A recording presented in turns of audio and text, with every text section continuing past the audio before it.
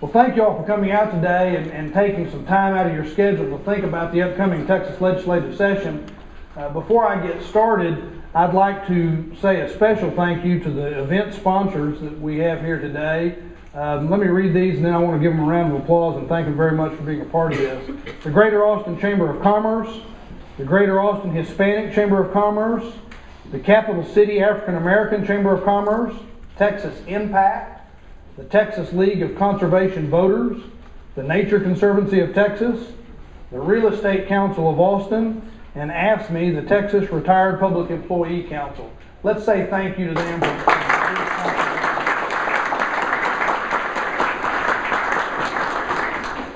Now, I particularly want to thank all of you individually for being here today, because the truth is, if you follow what's going on up at the Capitol at all, and by that, what I mean is, if you occasionally find yourself reading or talking about something besides, the arguable success of Baylor football this year, by that success for Baylor, I mean, or for that matter, if you find yourself talking about the inarguable lack of success of some other teams in Texas right now, then you've probably heard that things are going to be a little rough under the dome this session. Really, the only question that's left is, how rough will things be? Well, there's a fascinating answer that you're starting to hear from some insiders up at the Capitol. I've heard it a few times myself in the last few weeks. The same 6 words, always from very smart, very accomplished folks who've been around that building for a long time. The response, these folks' own legislative preview, their quick synopsis of what to expect next session, boils down to this: nothing good is going to happen. Nothing good is going to happen. That's the big quote at the top of the movie poster. Texas legislature opens January 11th. Nothing good is going to happen. This thought, this growing consensus where there's an incredible apprehension that crosses party lines and philosophical boundaries, is about the budget. And maybe that's the way it should be. The budget, after all, is a moral document. It's the clearest, truest statement of priorities you can find really anywhere. In family finances, in a business budget, and of course, in government. And the budget is the truest indicator of values in such a political place as the state capitol. It's the one thing that never fails to translate rhetoric into reality, or to expose the inadequacy of easy answers and something for nothing schemes.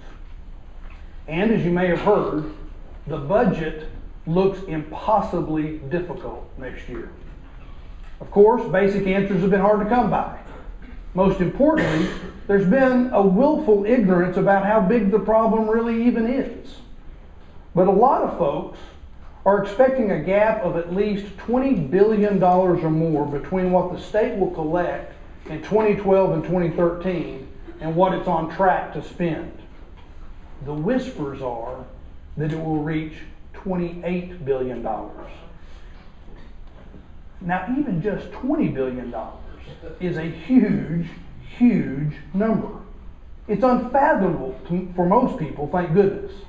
It represents about a quarter of the budget that the legislature has discretion over, 4/5 of which pays for teachers, schools, colleges and universities, and health necessities of primarily children and the elderly.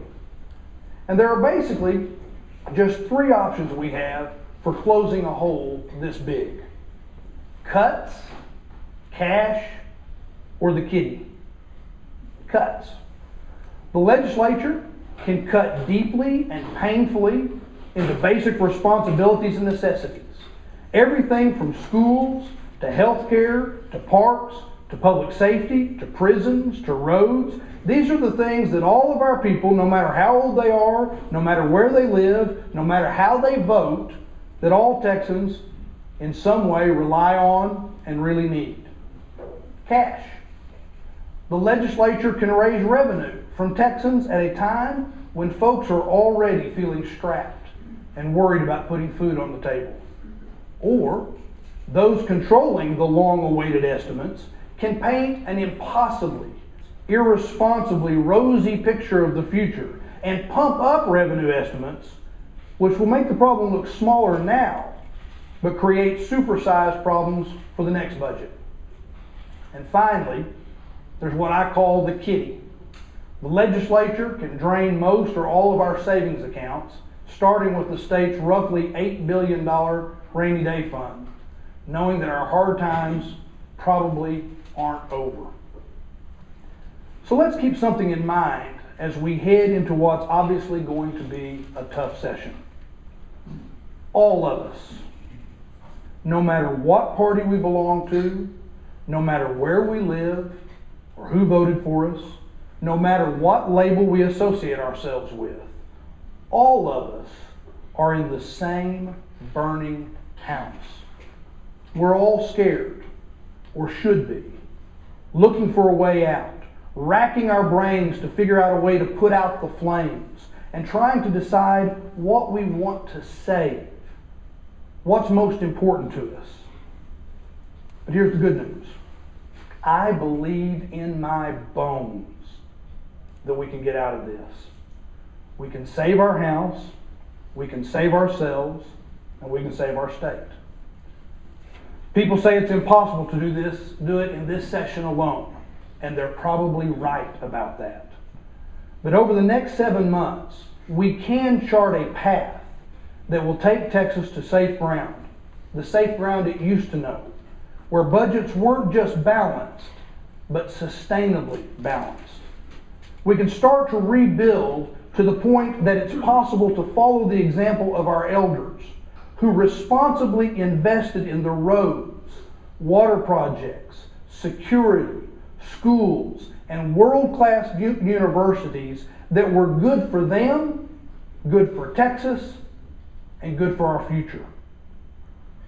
It's possible to have fiscally responsible government that can meet the essential needs of our people, providing roads and water and education and parks and health and safety and security that every single person and business in this state relies on, things that strengthen the foundation of individual prosperity. It's actually fiscally irresponsible to do anything but this. But to do it, we have to look honestly and responsibly at how we got here. We have to go back to where the fire started. We have to understand the mistakes that were made, not to relitigate the past, but to have a clearer idea of what we need to do and what we need to avoid. And we have to be honest and clear-eyed about the enormity of the problem we face. Denial and covering up the problem have done this state no favors.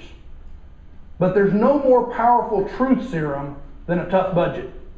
And here's the truth we're now seeing so clearly. The budget is a disaster, but it's not entirely a natural one. This government, our government, has failed us. It's been irresponsible with our money, less than candid in its accounting of it, and grossly undisciplined in its empty promises of something for nothing. Yes, the economy is suffering, far more than many have been willing to admit in recent months. And yes, this downturn has taken a real and significant toll on the state and its people. But the truth is that it took the legislature and others in government to make things as bad as we're seeing.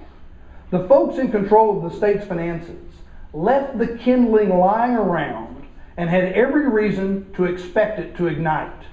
And when it did catch fire, well, there wasn't much of a fire department left to extinguish it. For years, those in control have balanced the budget with a combination of debt, diversions, and deception.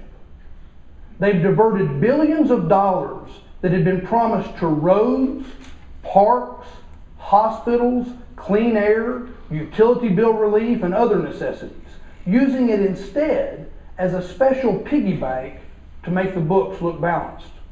In fact, over $3.5 billion of what people pay to support specific basic needs and government functions is being diverted in this way. That's a lot of promises made and then broken. And this deceptive practice has grown, more than doubled over the past decade. And of course, the budget still diverts more than $1 billion in motor fuels money, despite the broken promises of so many that there will be plans to stop this irresponsible practice.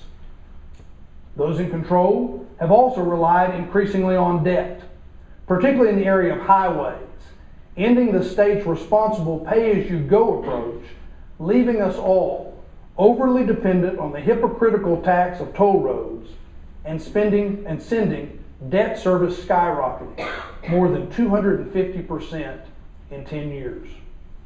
And maybe worst of all, they recklessly promised an election year giveaway without being able to pay for it. In 2006, those in control revised the business tax, knowing full well that it wouldn't cover the check they were writing as part of a tax shift. In the years since, the new business tax has failed to live up even to its own inadequate promises. And the failure has been hidden or covered over through, among other things, a Texas-sized bailout of state government just last session. The accounts and the money previously used to conceal this failure are gone, spent. The reckoning is here. Such short-sighted schemes might have worked a while longer if the economy had stayed good and budget writers weren't yet completely hooked on gimmickry. But they became more and more common. The gimmicks did. More and more dangerous. Meanwhile, the flames of the recession began to lap up against Texas and its budget, exposing the weaknesses in and the poor management of our finances. The mismanagement of the budget, this irresponsible handling of our most moral document, makes it harder and harder to balance the state's finances, and all but impossible to sustainably balance them. And that means it's harder and harder to provide necessities that are patently good for Texans and the future Texas economy. And now, in the light of this blaze, many of those responsible for it look at it with nothing but despair and complacency. So those in control lock themselves in back rooms and quietly decide that Texas will no longer live up to its legacy. If allowed to continue, these practices will betray our children by assigning them the responsibility of building their own roads, creating their own water supplies, securing themselves, and rebuilding an education system. They will force our children to both clean up the mess and at the same time try to catch up with a global economy that's passing us by. And they declare, like it's a grim joke, that nothing good is going to happen. They grasp for this overarching excuse as though it somehow absolves them from the tragedy they created and forecloses on the possibility, the imperative, that we all do good and do better. Well, it's up to us, all of us, to prove them wrong. We owe it to this state, to its parents, to our schools and our teachers, to our small businesses and business owners and innovators, to our elderly and infirm. We owe it to our kids to reject this immoral notion. We owe it to our children to force those responsible for these wrongs not only to be accountable for them, but to correct them. We owe it to our children to put Texas on a path to stability, where it can tend to its necessities and its future. Only the most radical government philosophy would say we can't, shouldn't, or won't keep our people safe and healthy, or that we shouldn't provide our children with the water and roads and power and other fundamental necessities and economic building blocks that our own parents and grandparents left to us. And it would be truly, frighteningly radical, well beyond the mainstream values that have defined Texas since its own Declaration of Independence, to waffle on our commitment to offer all our kids the best possible education, or to try to get Texas through the 21st century without a workforce that's ready to compete. They say there's no hope. This is just the way it has to be under these circumstances. I say that's the same sort of deception and irresponsibility that got us here. They say we're the victims of these uncertain times. I say they're the cause of them. They say we just don't understand the process, or that we don't need to know the truth about how public money has been mismanaged, or that it's somehow too early to contemplate what necessities we're all supposed to live without. Well, I say Texans are smart enough to understand that their leaders have led them into a budget crisis.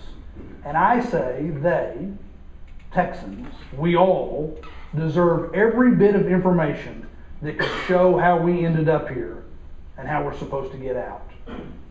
No one, no matter how conservative, should feel good about brutal cuts that could potentially put teachers out of their jobs, packing kids into classrooms, and undercutting their ability to learn there. No one should be satisfied with so-called solutions that might yank away children's health care, jack up tuition yet again, compromise our prisons and our security, or directly or indirectly send thousands of Texans to the unemployment line. Furthermore, no one should want to ask Texans for more of their money, particularly at a time when they're already facing so much uncertainty and clinging so tenuously to the lives they know. No one should stand for the hypocrisy that brags about balancing the budget through sacrifice, yet quietly deceives Texans by taking more of their money through hidden taxes and fees. And no one should want to empty out the state's savings with full knowledge that doing so will look, and most likely will prove to be, short-sighted and reckless in the very near future. The truth is, something good can happen this session. In the midst of this terrible fiscal fire, the legislature can help Texas rebound and rebuild for a more stable future. And our leaders can restore faith and confidence in the state, and responsibility and honesty in its budget. I believe this session, this budget, will be a defining one for generations. If we put Texas on a path to budget honesty, if we hold those in control accountable, and if we reclaim the morality in this moral document, then we can, right now, begin building a foundation for prosperity in the 21st century that rivals or exceeds everything we've experienced over the last 100 years. We dare not miss this chance. Because if we do nothing but drain our state savings, deploy the last bits of accounting trickery that aren't already in place, quietly raise taxes and fees on unsuspecting Texans, and cut cruelly into the needs of children, the elderly, and every other Texan. In other words, if we truly come out of this session with nothing good, then our budget crises will become chronic. Then we'll be back here in 2 years with similar challenges and precious few options for coping with them. Then we'll have to face fundamental shifts in education and healthcare policy, changes we can already see on the horizon in a state of desperation. And we'll be that much further away from being able to invest in the road and transportation systems, water reserves, schools and universities that were left to us by our parents and grandparents, and that I believe we're morally bound to pass on to our children. The first step the very first thing legislators must do is to start acting not just like grown-ups, but like responsible citizens. They must reform these broken and burned fiscal practices and budget writing processes. Before anything else, we must restore honesty and accountability in the way the state raises and spends money and rebuild trust with the taxpayers who've given it to us. It's an open secret that unaccountability and confusion dominate the process right now. It's ironic that the budget has actually become very transparently mismanaged. These malignancies don't merely contaminate the budget. They don't simply look bad. As I've said, they're in no small part a cause of our current challenges, and we must cut them out of the system. And while I know, we all know, this will be a challenging year, we must not pass on this imperative for reform. Because if nothing else, we will never be able to confront our larger budget problem until we understand what we're facing. So, in the coming weeks, I'll introduce a three-part package of reforms to create an honesty agenda in the Texas Capitol, transforming the ways that public money is appropriated, reported, and ultimately spent. These changes will truly allow Texas to be run like a business, and they'll protect Texans from reckless decisions that leave us scrambling to meet responsibilities, provide necessities, and keep the state from building a future.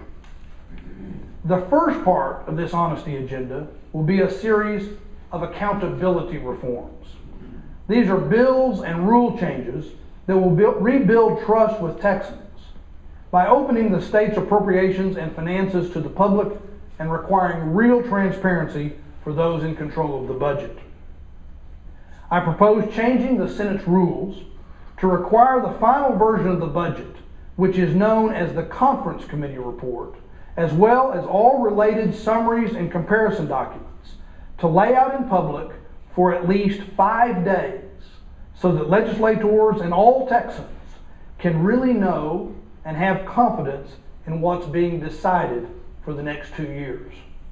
I'll demand that the public hear more information in a timelier way about the fiscal condition of the state that they've entrusted to their leaders. Specifically, the comptroller should have to provide more regular reports about the state's budget and its finances. The Legislative Budget Board, the legislature's budget overseers during the 4/5 of the biennium that we aren't in session, should have to formally receive these reports and to physically meet and receive input from everyday Texans before major systematic changes, such as across-the-board spending cuts, can be made to the budget. And the comptroller shouldn't be allowed to issue short-term budget balancing debt unless the state's cash management committee, which consists of the top officials charged with overseeing the state's debt situation, meets to receive up-to-date information about the state's finances and debt picture. And I'll propose that any special tax or fee, what budget writers refer to as general revenue dedicated funds, that these taxes and fees be suspended if they aren't paying for the specific cause that Texans were told they would go toward. Second, I'll offer a stability package of reforms that will modernize government and restore it so legislators and voters can have faith in major policy and budget decisions that will set the course of the state and its future. I'll fight for greater use of technology, which will give Texans a better idea of what's actually in the budget. Just as importantly, this data and the ability to analyze it will vest everyday Texans as full partners in the legislature's efforts to balance the budget. I'll work for systematic changes to ensure that new laws won't take effect if there's no money to pay for them. I'll crack down on reckless, something-for-nothing governance and ensure that no politician will be able to score fleeting political points by eliminating revenue that the state relies on without declaring openly and honestly what functions and necessities will be eliminated to make up that money. I'll work to end unfunded mandates that don't actually save taxpayers money, but instead just shift obligations away from the state and toward local governments. And I'll require honesty about legislative decisions that turn the state's back on billions of dollars that Texans sent to Washington, D.C. and deserve to get back, and details about what these decisions cost us. Finally, as the third part of this honesty agenda, I'll fight to make sure that those in charge set out a path for cleaning up the fiscal mess and building a responsible, truthful, truly moral state budget. Given everything we've talked about today, there's no question that the current system has utterly failed to produce the responsible, honest, stable, sustainably balanced budget that Texans want, and I think mistakenly believe they're getting. Quite simply, Texas needs a new set of eyes to look at these problems. We need to tap our vast resources of talent, creativity, and business expertise and invite bright, committed outsiders to analyze what we're doing well, what we're doing poorly, and what we need to do better. We need to take more time, not just 4.5 months of a legislative session, but a reasonable, realistic, and responsible amount of time to solve the problems that have festered for years and decades. We need a sincerely transparent process reaching across the state that will allow everyday Texans to provide badly needed input on what the budget is doing and what it needs to do. And we need to rebuild the budget from scratch, from the ground up, prioritizing things that give taxpayers a return on their investment, reflect all of our shared values, and position Texas to be an economic powerhouse in the 21st century as it was in the 20th. These are basic reforms. They're also absolutely essential. Texas must reform its budget process. It will put us in a far better position to weather the fiscal storms that we can already forecast. In fact, it may be the only thing that can repair the damage that's been done to the budget, restore faith and trust in the legislature, and position Texas to build its future. And make no mistake, as I survey bad option after bad option for getting out of this year's budget crisis, I'll support none of them without these sorts of basic reforms. I will not vote to raise taxes or fees on Texans when no one will commit to them where their money is going. I will not vote for budget cuts just for the sake of budget cuts. Actions that would make it harder for young Texans to go to college, make us less safe, have us sitting in traffic for longer and longer, and cruelly targeting the youngest and most vulnerable Texans, when no one will take the time to determine whether those cuts are appropriate or what they truly cost. And I will not vote to drain all or part of the rainy day fund or any other savings account to cover the negligence of those who insist on spending more money than they're making while they conceal the structural deficits they created. In short, I'll reject all of these understandably tough choices, these pillars of the nothing good is going to happen mindset, if very good, very necessary budget reforms are left on the table. Hopefully it won't come to that. I deeply hope that those in control of the legislative process will really look at these basic reforms, give them a fair hearing, and endorse them as necessary changes that will lead Texas to stable, secure footing for years and even generations. All of us elected to serve can and probably do believe in the basic tenets of this reform package. They're straightforward. They're not partisan. And in a sane world, they wouldn't be controversial at all. Indeed, they're the sorts of things that should already be in place. So this is an opportunity, regardless of other differences we may have about politics and specific policies, to work with each other and with everyone who believes in truly honest and accountable government. This is our shared chance to prove not only that we can spend the people's money wisely, but that we want to and will responsibly work to do so. This is our moment to assure that we can meet the needs of today's Texans and that we will live up to our legacy of helping tomorrow's Texans prosper in this growing state and economically competitive world.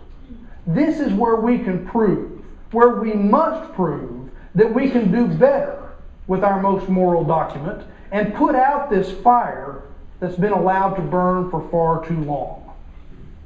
And I'm looking forward to working in just that manner. Because good things can happen in the next 7 months.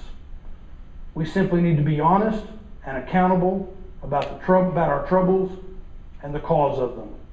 We have to take responsibility for confronting our challenges and stop kicking them down the road for future generations of Texans. And we have to be thoughtful, careful, creative, and yes, fearless in finding ways to balance today's budgets while building tomorrow's Texas. This is our time. Right now, even in the midst of this terrible crisis. This is our time to reject the failed policies that are endangering our economy and our future. Now is our chance. Perhaps not our best chance, but quite possibly our last chance to demand the discipline, honesty, responsibility, and accountability that have been missing from the legislative process for too long. We simply have to commit to it and get our leaders to do the same. Yes, we'll have to work hard. Really, really hard to make sure they do. But while good things, even great things, are never easy, they're always within a Texan's grasp. Thank you, God bless you, and God bless our great state.